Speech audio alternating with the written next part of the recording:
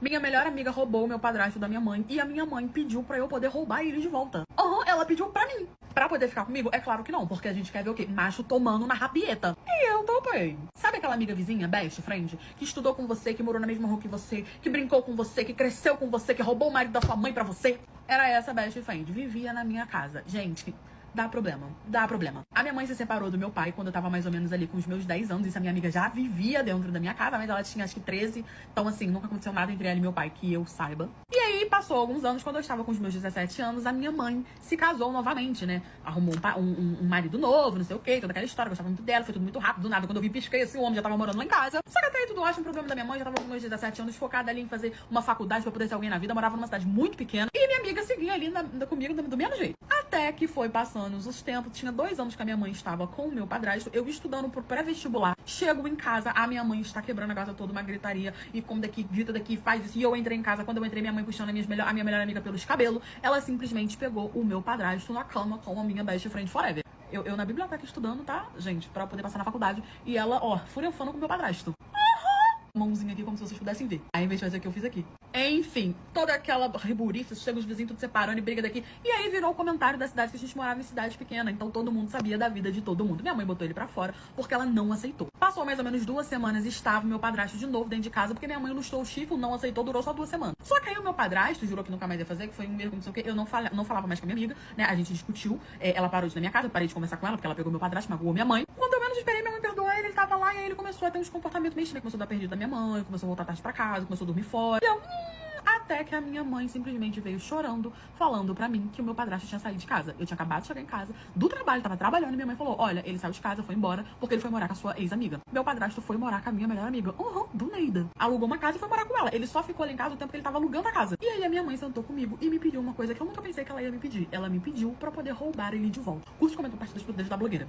Ao que tudo indicava, minha mãe estava com sangue nos olhos, porque ela ficou extremamente revoltada que o meu padrasto tinha deixado ela pra poder ficar com a minha melhor amiga. E aí ela achou que seria de bom tom, ela achou que seria uma ótima ideia eu roubar ele de volta. E eu fiquei, mãe, mas como é que você quer? Como eu não tô te entendendo. Você quer ficar com um homem que tá com a minha melhor amiga e aí eu vou ficar com ele? E como é que você quer voltar com ele? Eu comecei a embolar a situação toda, minha mãe chorando. Ela falou, não, eu só quero a minha vingança. Então o que eu quero que você faça?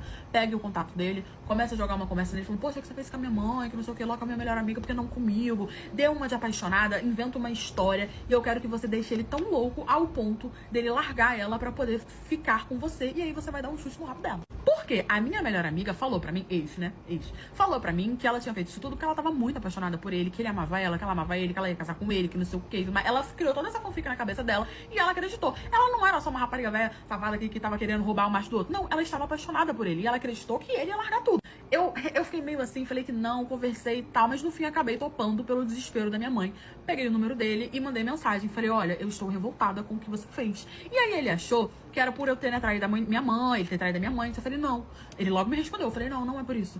O que ela tem que eu não tenho? Por que você olhou pra ela e não olhou pra mim? Eu já te dei confiança diversas vezes e você nunca nem quis ficar comigo, que não sei o quê. E aí ele ficou meio assustado, ficou um tempo sem responder. Ele falou que nunca tinha percebido, que não foi a intenção dele, que ele não quis me magoar. E aí eu dei uma de desentendida. Falei, eu sempre fui apaixonada por você. Eu estou muito magoada, eu estava disposta a ficar com você. E aí ele falou pra mim que sempre reparou em mim, mas que ele não achou que eu fosse fazer isso com a minha mãe, por isso que ele nunca fez nada. Eu falei que tava muito magoada, parei de responder ele, falei, vou dar um gelo e vamos ver se ele vem atrás. 2 dias depois ele começou a me mandar mensagem, falando que não parava de pensar em mim, que não parava de pensar no que eu falei, que nós podíamos ter vivido coisas incríveis, ou seja, ele não valia uma nota de R$1.